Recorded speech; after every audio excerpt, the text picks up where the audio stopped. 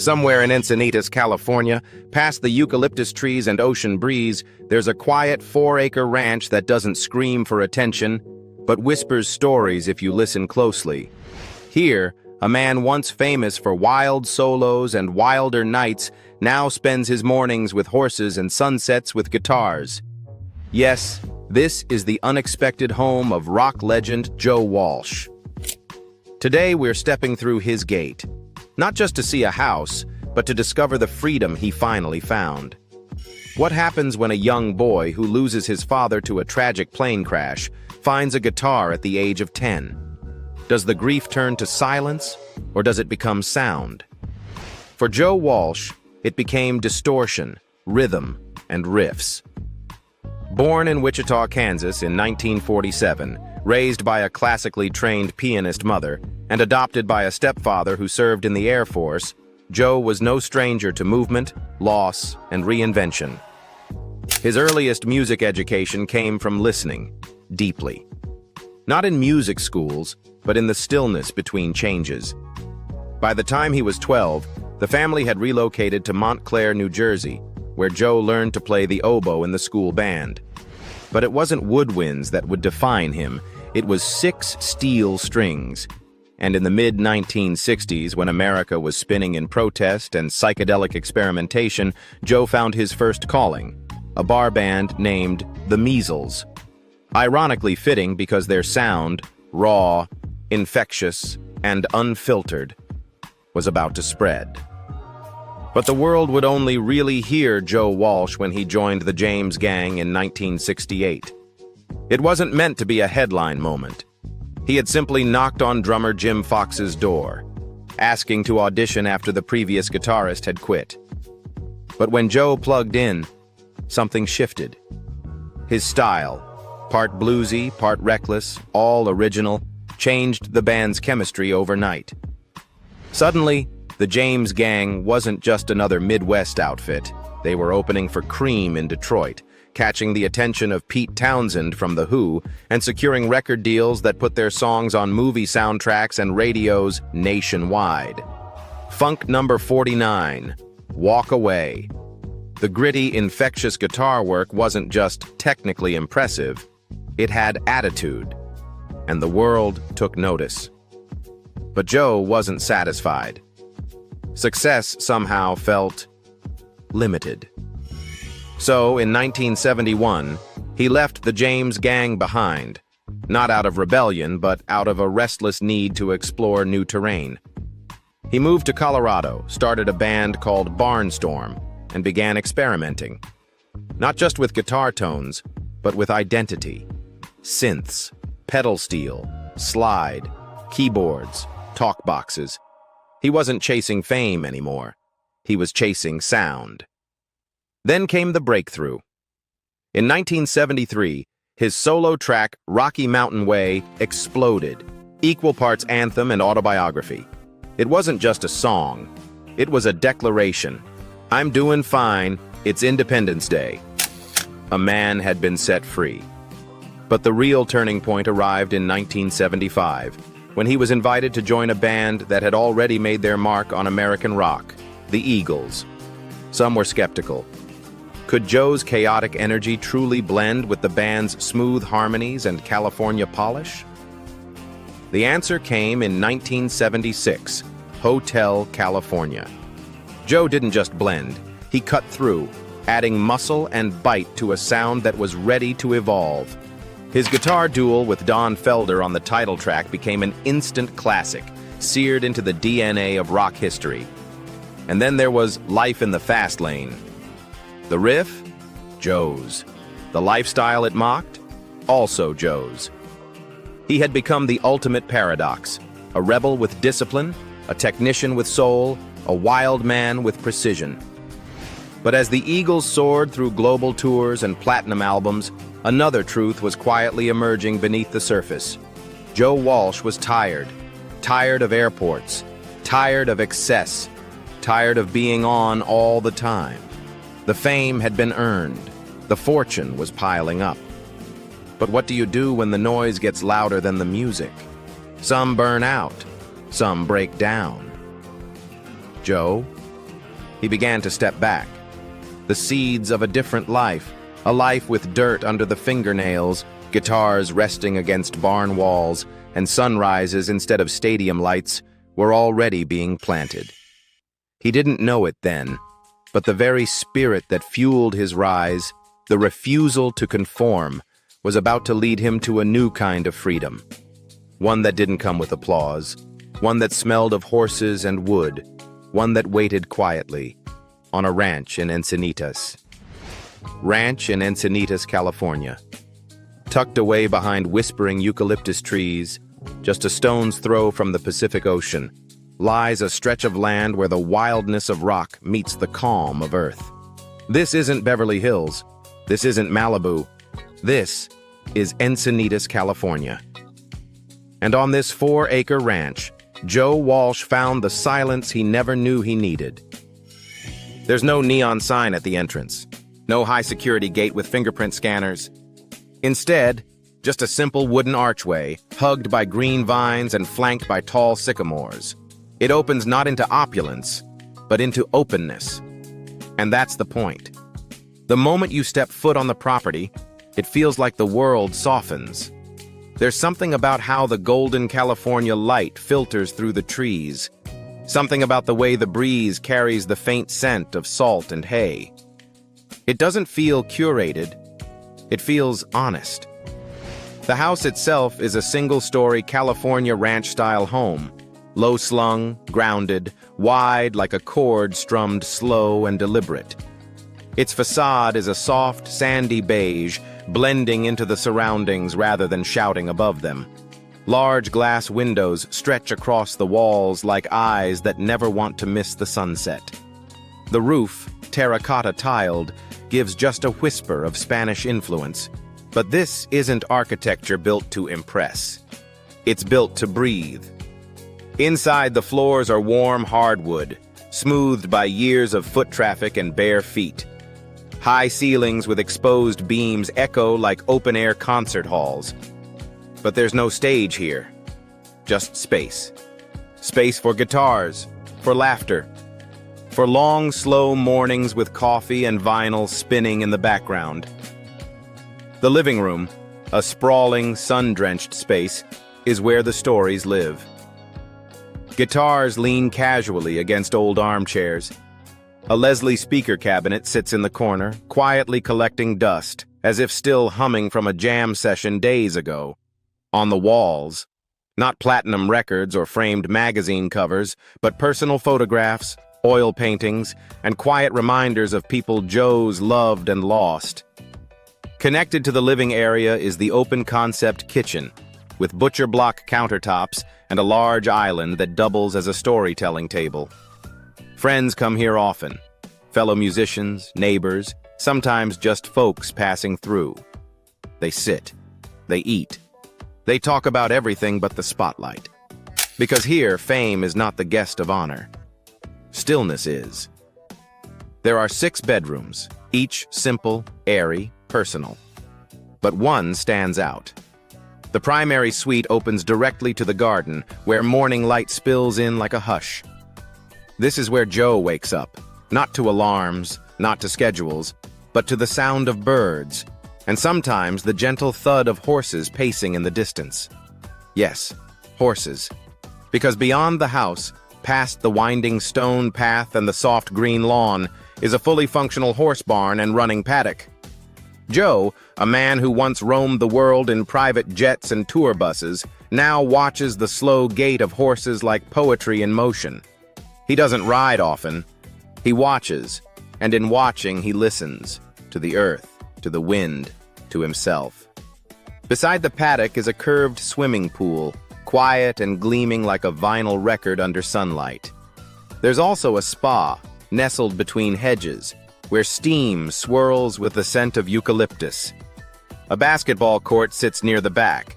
Rumor has it Joe still shoots hoops some nights, just to shake off the day. But the real magic is in the in-between. The garden paths, narrow and winding, invite slow evening walks. The outdoor sitting area, lit by string lights and wrapped in the scent of rosemary and jasmine, often becomes an impromptu concert hall where Joe might pick up a guitar and play, not for the crowd, but for the wind. And perhaps that's what makes this place so different. It's not just a home, it's a retreat, a refuge, a cleansing of decades spent in the fast lane. This is where Joe healed, where he reconnected with the part of himself that didn't need applause to feel alive. Because on this ranch, music doesn't echo, it settles. And freedom isn't loud, it's quiet, steady, and deeply earned. So the next time you hear a guitar cry in Hotel California or laugh in Life's Been Good, remember, it may have been written in chaos, but it found peace, right here, where the ocean kisses the land and guitars rest beside horses. If the ranch in Encinitas is where Joe Walsh meets the earth, then this is where he returns to himself, to silence, to memory, to music in its rawest form. Mansion in Sherman Oaks. Tucked within the leafy neighborhoods of Sherman Oaks, California, far from the canyon parties of the 70s and just far enough from the noise of Sunset Boulevard, is a modest yet radiant ranch bungalow built in the late 1950s. It's not grand, it's not loud, but it feels like home. Purchased for around $3.5 million, this single-story residence offers just 3 bedrooms, 3.5 baths, and a lifestyle that blends retreat with rhythm. But the real magic? It begins the moment you walk through the front door. You're not greeted by chandeliers or golden staircases. You're greeted by light. Lots of it. Massive windows pull the sunshine inward, painting the warm wood floors in golden hues. The ceilings are high enough to breathe, but low enough to feel grounded, like a good guitar riff. The living space is open plan, where the living room, kitchen, and dining area bleed into one another like verses of the same song. There are no sharp corners, only flow.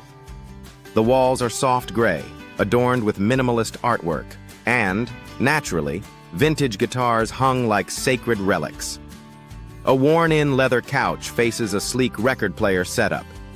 Nearby, a Stratocaster leans against an amp, as if waiting for the right moment to speak. And every so often, the silence breaks, not with noise, but with tone. Because here, Joe still plays. But not for audiences, for peace. The kitchen, though not massive, is crafted for intimacy. Dark marble countertops, a compact island with 2 stools, soft under-cabinet lighting that turns late-night conversations into sacred rituals. This is where Joe brews coffee in the early morning hours, where he and Marjorie Bach, his wife since 2008, exchange quiet looks over tea, where friends drop by unannounced and leave with more than they came for, not souvenirs, but stories. The primary bedroom is simple, soft, and deeply personal. Muted tones, cotton sheets, a guitar resting beside the bed, as though it, too, needs sleep. There's no clutter, just intention. Outside, things get even more sacred. The backyard unfolds like a private oasis. Palm trees sway in rhythm with the wind. A rectangular pool reflects the sky. And just beyond the hedge, there's a sun deck, perfect for lounging with a book, a Strat, or silence itself. At night, when the string lights come on and the water glimmers like glass, the space transforms. This isn't just a backyard, it's a stage for reflection, where Joe strums softly, eyes closed, not seeking perfection, but presence. And then there's the location. Sherman Oaks is often overlooked in the LA constellation. Not as glamorous as Beverly Hills, not as eccentric as Silver Lake, but maybe that's the point. Because Joe's not chasing paparazzi, he's chasing peace. From here, he can drive to a studio session in Hollywood in under 30 minutes. But he can also disappear completely by stepping out into his garden. In many ways, this home is a metaphor. Not for his fame, but for what comes after fame. A space where you can still hear echoes of the stadiums, but they don't define the rhythm of your day anymore. A space where music is no longer performance, it's medicine. And for Joe Walsh, who's lived through decades of chaos, creation, and recovery, this home isn't just an address. It's a reminder that healing doesn't always happen in silence. Sometimes it happens in soundproof walls, a perfectly tuned E string, and the quiet knowledge that you finally have nothing left to prove. But as peaceful as these walls are, and as soft as the morning light feels through the Sherman Oaks windows, there's something else quietly humming beneath it all. Something that doesn't glitter on the walls, yet built every inch of this sanctuary. Money. Not the kind that shouts with gold chains and champagne, but the kind that funds freedom, the kind that turns decades of chaos into calm. So how did Joe Walsh, wild, witty, wonderfully unpredictable, build a fortune that could buy both noise and stillness? The answer, like his riffs, is more layered than it seems. $75 million. That's the number. But for Joe Walsh, it was never about numbers. This is a man who once wrote, with tongue firmly in cheek, "I have a mansion. Forget the price. Ain't never been there. They tell me it's nice." And yet, behind the sarcasm of "life's been good" lies a deeper truth. Joe's fortune came not from chasing money, but from chasing meaning. And somehow, the money followed. His money flowed into guitars, quiet homes, and freedom. Sure, there were licensing deals, like the reimagined Rocky Mountain Elway for Monday Night Football in 1998, and occasional commercial partnerships. But Joe never became a brand. He remained simply Joe. And while some artists invest in tech startups or whiskey labels, Joe's greatest investment has always been in time. The time to create, to recover, to give back. Today, that $75 million fortune doesn't scream. It whispers. It's found in the studio speakers tucked into the corner of his bungalow, in the rescue horses on his Encinitas ranch, in the quiet vacations with Marjorie far from flashing lights, in the freedom to say no to the spotlight, to the pressure, to the noise. Because for Joe Walsh, wealth was never the destination. It was the byproduct of a life fully lived, of songs sung with soul, and of a man who figured out that peace is the most valuable thing money can't buy, unless you build it, 1 acre at a time. For a man who once wrote songs poking fun at fame and fortune, Joe Walsh always knew that real wealth lives elsewhere. And for him, it lives in giving back. Philanthropy. The story starts, not in a concert hall, but in service. You see, Joe's father, Lieutenant Robert Newton Fiddler, was a flight instructor in the U.S. Air Force. When Joe was just a baby, his father died in a tragic plane crash. He never got the chance to know the man. But the absence left a permanent echo in Joe's life, one that would eventually become a calling. In 2017, decades after the lights dimmed on the wildest days of rock, Joe launched something deeply personal. Vets Aid. More than just a concert. More than just a cause. Vets Aid is a mission, a nonprofit organization that raises funds for veterans and the families of fallen service members through annual benefit concerts. And Joe didn't just put his name on it. He put his heart into it. He handpicks the performers, inviting friends, old bandmates, rising artists, and even legends like Don Henley, Ringo Starr, and Keith Urban to take the stage. And he performs too, grinning, jamming, letting his music serve something greater than applause. In the very first Vets Aid concert, held in Fairfax, Virginia, the night raised over $360,000 for 16 grassroots veterans organizations. Every dollar, after minimal costs, went directly to those on the ground. Homeless veteran shelters, mental health programs, Gold Star family support, job placement centers. But it didn't stop there. Each year, Joe shifted the spotlight to a different state, focusing grant funding on local organizations that often go unseen. In 2025, for example, the focus turned to Kansas, his birth state, helping struggling families in small towns where patriotism runs deep, but resources run thin. And Joe doesn't just give money, he gives voice. He uses interviews, appearances, and even his music to highlight the unseen battles veterans fight, long after the war ends. PTSD, addiction, isolation, the things Joe himself has faced. And maybe that's what makes Vets Aid so authentic. It's not charity from a pedestal. It's solidarity from someone who's walked dark paths too. But Joe's compassion doesn't end with the military. He's quietly supported causes for civil liberties, disaster relief, music education, and mental health. He's performed for environmental fundraisers, donated guitars to music therapy programs, and sat in on panels about the importance of creative healing.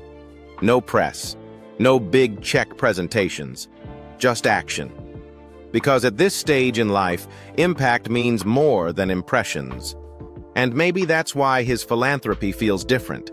It's not a side project. It's the second act of a life once lived in overdrive. Joe knows what it's like to fall apart, to lose people, to face silence that's louder than applause. And he knows how music, real, human, trembling music, can save someone. So now, he offers that music to others, not to sell records, but to save lives.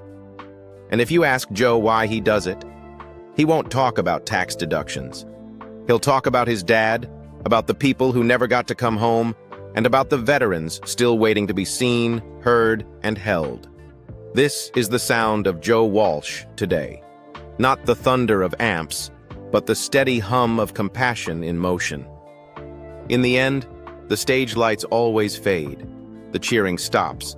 The money, the legacy, the causes, they live on, yes. But what remains when all of that goes quiet? What's left is the man. And for Joe Walsh, that's a story even more raw, more human, and more beautiful than any song he's ever written. Personal life. There's a certain kind of silence that only comes after surviving chaos. Joe Walsh knows that silence well. He's lived through its every shade: grief, addiction, heartbreak, redemption. And somehow, through it all, he found a way not just to endure, but to listen. His personal life has never been simple. Joe has been married 5 times. Some unions brief, others longer, all shaped by the whirlwind of a rock and roll lifestyle that left little room for stillness. But perhaps no relationship left a deeper scar or a more enduring memory than the one with his daughter, Emma Kristen. She was just shy of 3 years old, a sweet child with wide eyes and a bright spirit. In April 1974, Emma was killed in a tragic car accident on her way to preschool. There are some wounds that never close. Joe didn't talk much after that. Instead, he wrote, and from that raw, bleeding space came Song for Emma, a haunting tribute that closes his 1974 solo album, So What? The pain didn't just color the song, it birthed it. The title itself, So What, was born from grief. Because after losing Emma, nothing else seemed to matter. Not fame, not money, not even music. To honor her memory, he built a fountain and plaque in North Boulder Park, where she once played. A small place. Quiet. Just like she was. Years later, Joe brought Stevie Nicks, his partner at the time, to that fountain. Moved by what she saw, she wrote, "Has anyone ever written anything for you?" It was her tribute to Emma, to Joe, to a kind of love that never really ends, even when it breaks. Stevie once said Joe was the love of her life, but love, for both of them, was tangled in the haze of cocaine and touring. Eventually, Joe made the hardest decision. He left, because if he stayed, one of them would not survive. And in doing so, he might have saved them both. But Joe didn't just walk away from a relationship. He began to walk away from addiction itself. Years of alcohol and drug use had pushed him to the edge. Missed flights, lost days, faded memories. Then, in 1991, he woke up in Paris with no recollection of how he got there. Passport in hand, soul in limbo, and in that surreal clarity, he saw it. He had to change or die. That same year, a trip to New Zealand's Otatara Pa, a sacred Maori site, gave him what he described as a spiritual awakening. In the ancient quiet of that land, he found something music hadn't given him in years: peace. From that moment on, Joe committed to recovery. He's been sober since 1993, and he wears that sobriety like a badge of hard-earned honor. It's not loud. It's not performative. It's just true. Today, Joe Walsh is a man rebuilt. He lives with Marjorie Bach, his fifth wife and the sister of Barbara Bach, who is married to Ringo Starr. They met later in life, when the storms had passed and the quiet finally felt safe. Together they've built something rare, a home not just of walls, but of calm. Joe spends his days reading, walking, playing guitar not for albums, but for air. He's not chasing shows or headlines. He's chasing mornings that smell of coffee and grass, evenings where the only applause is the wind in the trees. He still writes, still listens to music, still laughs that low, mischievous laugh, but there's a different kind of rhythm now, one that has nothing to do with charts or set lists, one that sounds more like a heartbeat that's finally steady. He once sang, "I can't complain, but sometimes I still do." But these days, Joe Walsh rarely complains, because he knows what it means to lose, to fall, to rebuild, and to finally find peace, not in applause, but in the stillness he once ran from. If this story moved you, if Joe Walsh's journey from chaos to calm reminded you that healing is always possible, then don't let it end here. Like, subscribe, and share this video so more people can discover that sometimes the wildest souls find the deepest peace. Not on stage, but under the quiet sky of a California ranch.